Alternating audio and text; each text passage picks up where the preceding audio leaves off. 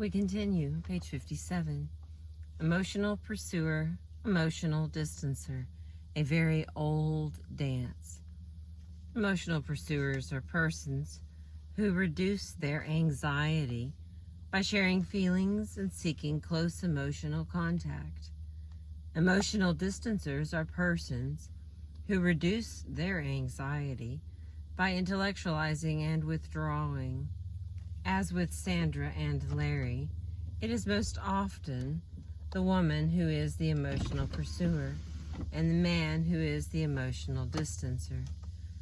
When the waters are calm, the pursuer and the distancer may seem like the perfect complementary couple.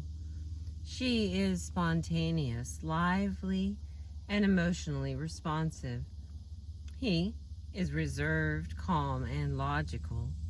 When the waters are rough, however, each exaggerates his or her own style, and that's where the trouble begins. What happens when the inevitable stresses of life hit this couple? It may be an illness, a child in difficulty, a financial worry, or a possible career move. No matter what the content of the problem, these two styles of responding suddenly seem at odds. She reacts quickly, seeking direct contact and refuge in togetherness. She shares her feelings and wants him to do the same. He reacts very logically and rationally in a manner that is not acceptable to her, so she pursues harder, wanting to know more of what he is thinking and feeling, and he distances further. The more he distances, the more she pursues, and the more she pursues, the more he distances. She accuses him of being cold, unresponsive, and inhuman. He accuses her of being pushy, hysterical, and controlling. What is the common outcome of this classic scenario? After this escalating dance of pursuit and withdrawal proceeds for some time, the woman goes into what therapists call reactive distance. Feeling rejected and fed up, she at last proceeds to go about her own business. The man now has even more space than he is comfortable with, and in time, he moves closer to her in the hope of making contact. But it's too late. "Where were you when I needed you?" she says angrily. At this point, distancer and pursuer might even reverse their roles for a while. Emotional pursuers protect emotional distancers.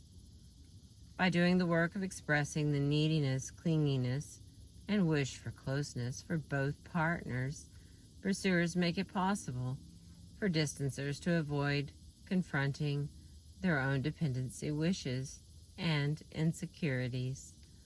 As long as one person is pursuing, the other has the luxury of experiencing a cool independence and a need for space.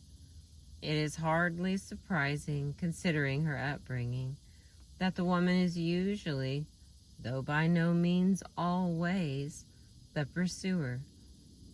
It is another example of doing the feeling work for men.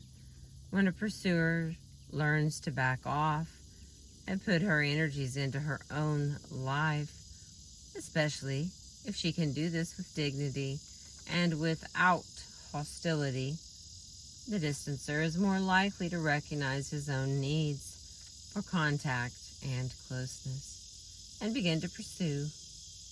But beware, this is no easy task. Most women who are emotional pursuers go off into a cold or angry, reactive distance, which only temporarily reverses the pursuit cycle or has little effect at all. Breaking the pursuit cycle. Sandra and Larry were caught in an escalating cycle of pursuit and distance for many years prior to their seeking help. Since the birth of their first child, Larry was decreasing his emotional involvement with Sandra as he increased the energy he put into work and hobbies. Sandra alternated between active pursuit, angry criticism, and a cold, bitter withdrawal. Sadly, but predictably, their relationship had gone from bad to worse. On one particular Friday night, almost a year following our first meeting, Sandra broke the pursuit cycle. It was her increased sense of personal responsibility to provide for her own needs, as well as her growing awareness that she could not change her husband, that allowed her to do something new and different. And something new and different is exactly what Sandra did. This Friday evening began like all others. The children were in bed, and Larry was shuffling through his briefcase, about to pull out a couple hours' work. Sandra came and sat down next to him on the couch. Larry bristled, expecting the usual attack, but it did not come. Instead, Sandra began to speak warmly and with assurance. "Larry, I feel like I owe you an apology. I've been on your back for a long time. I realize that I've been wanting you to provide me with something that really I need to provide for myself. Perhaps part of the problem is that you have family and work, and I have only you and the kids. It's my problem, and I recognize that I need to do something about it." "Oh," muttered Larry, with a somewhat unsettled look on his face. He seemed at an uncharacteristic loss for words. "Well, that's nice." The very next night, Sandra asked Larry if he would mind putting the children to bed himself on Tuesday and Friday, because she was planning to go out. Larry protested that he had too much work. Instead of arguing, Sandra called the sitter to come in and help on those evenings. On Tuesday night, Sandra joined a yoga class that met weekly. On Friday night, she went to the movies with a friend and then out for a glass of wine. She did not pursue Larry in any way, nor did she distance from him or withdraw coldly.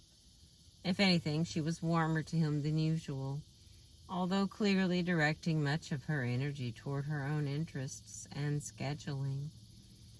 After 3 weeks of this, Larry, who had wanted nothing more than to be left alone, began to get nervous.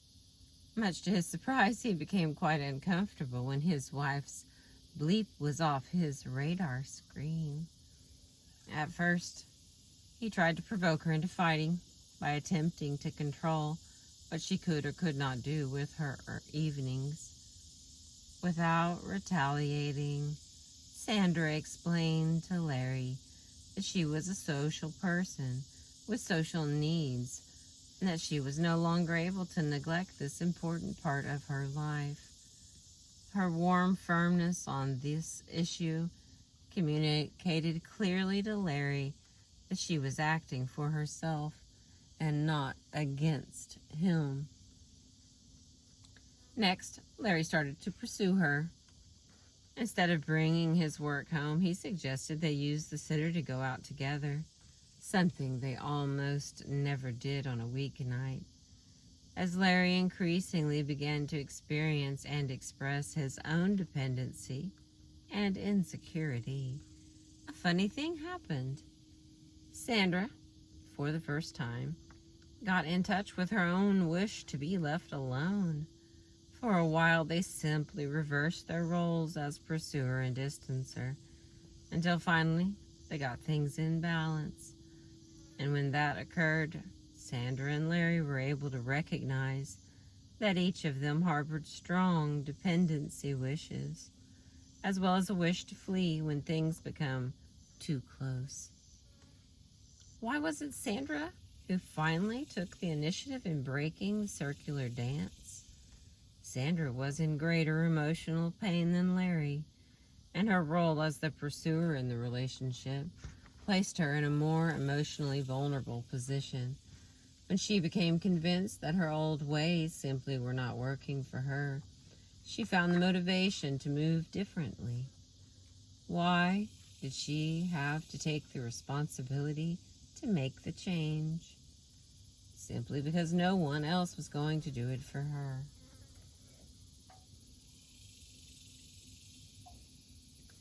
Breaking the pursuit cycle did not in itself lead to emotional closeness for Sandra and Larry. There were important barriers to intimacy that the two of them were left to struggle with. However, Sandra and Larry could work more successfully on their relationship once they recognized that they shared a common problem. Both of them wished for closeness and also feared it.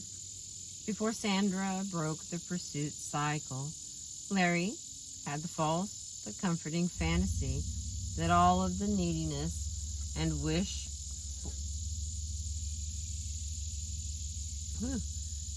Larry had the false but comforting fantasy that all of the neediness and wish for closeness was in Sandra. Likewise, Sandra imagined that all of the avoidance of and flight from intimacy was in Larry. When a pursuer stops pursuing and begins to put her energy back into her own life without distancing or expressing anger at the other person, the circular dance has been broken.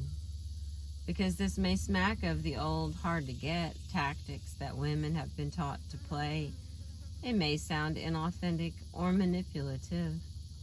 But continuing the old dance of pursuit or cold withdrawal is not more honest. In fact, it only leaves the woman feeling the neediness and dependency for two people, while her partner can disown those same qualities within himself.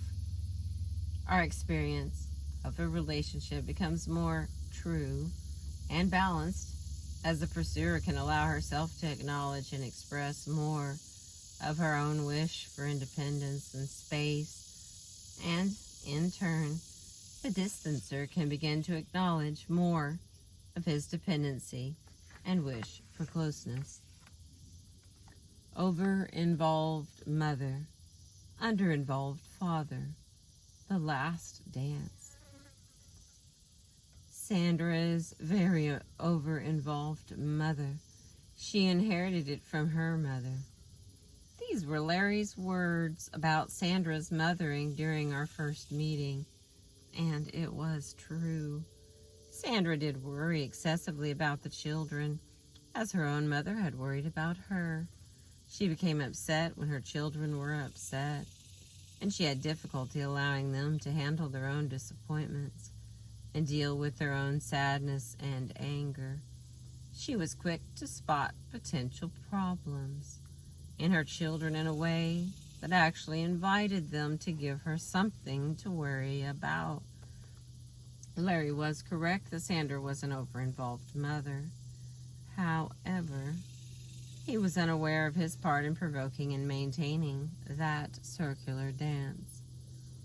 Larry's singular pursuit of career goals had left him estranged from his wife and children and lacking in parenting skills. As Sandra moved in even closer to fill the empty space left by Larry, Larry felt more shut out and withdrew further.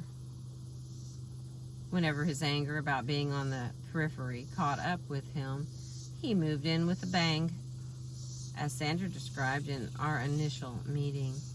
He then took over in a unilateral way, as if he was the only one in charge. Underlying his sporadic displays of paternal dominance was his sadness and anger about his actual position as odd man out in the family. And so Sandra and Larry were caught in another dance in which the behavior of each spouse provokes and reinforces the behavior of the other. Larry's under-involvement provoked Sandra's over-involvement, which provoked Larry's under-involvement. Thus the vicious cycle continued, punctuated by Larry's occasional displays of dominance, following which their life returned to its usual pattern.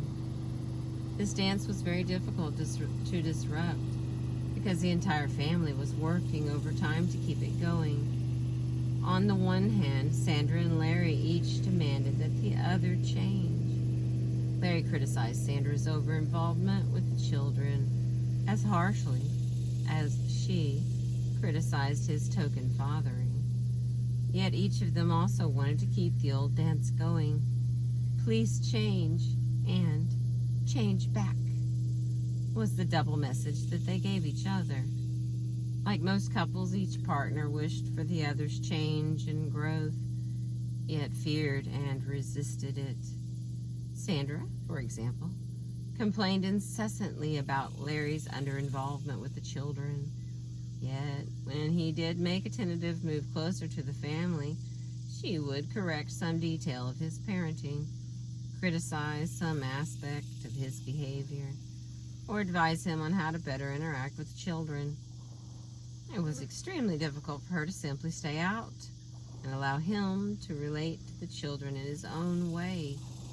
Sandra wanted Larry to become more involved, but she also wanted to maintain her special role as the more dominant and influential parent. If she relinquished that special status, her feelings of uselessness threatened to become intolerably strong, and her discontent with her marriage would be experienced with even greater intensity. She thus gave Larry mixed messages. She encouraged him to be more available to the kids, but then, without being aware of it, undermined his tentative attempts to do so. Larry, in a similar fashion, gave Sandra the same "please change" and "change back" messages. Toward the end of marital therapy, Sandra was able to do different steps in this dance too, as she became increasingly invested in fostering her own growth and development. She became less tightly enmeshed with her children and no longer looked to them to fill up the emptiness she had been experiencing. Sandra's earlier focus on her husband and children had protected her from confronting some difficult questions. What are my priorities right now? Are there interests and skills that I would like to develop?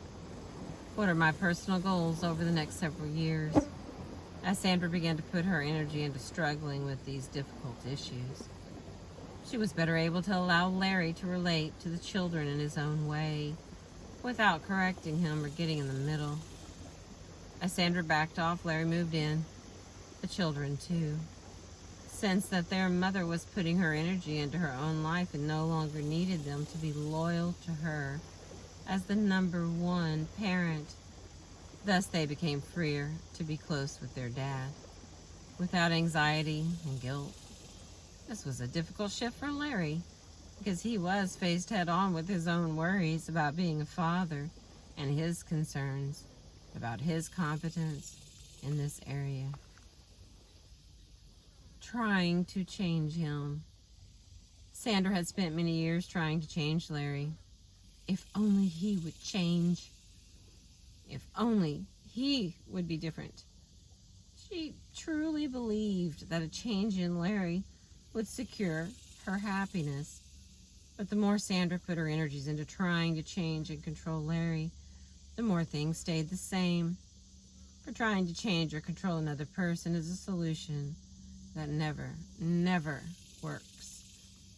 And while Sandra poured all that effort into trying to change someone she could not change, she failed to exercise the power that was hers, the power to change her own self.